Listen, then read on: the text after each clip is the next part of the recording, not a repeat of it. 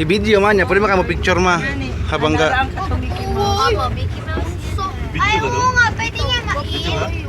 Hindi po, for decoration purposes na po siya. JJ, bakit pa yung meron doon? Merong mait.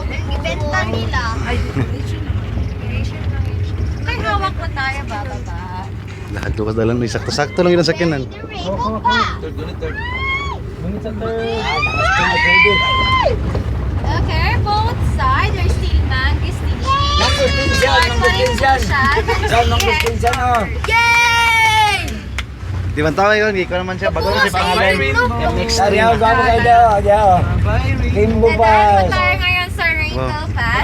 Rainbow Ball. Dito yun. Each arrow may mga bulaklak. Ang kulay niya nagko-correspond sa kulay ng rainbow pag nag-blue silang lahat.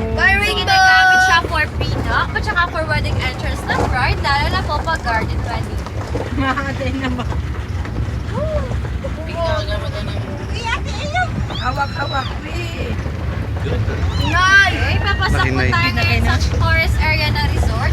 Yung mga private vehicle po dito is prohibited kasi one way lang po tayo. At kapag umulan, medyo madulas po yung daan. Kaya for the means of transportation, mga shuttle cab lang po natin ang po pwede. Yung mapupulang mga bulaklak sa gilid, those are lobster claw. Family sila.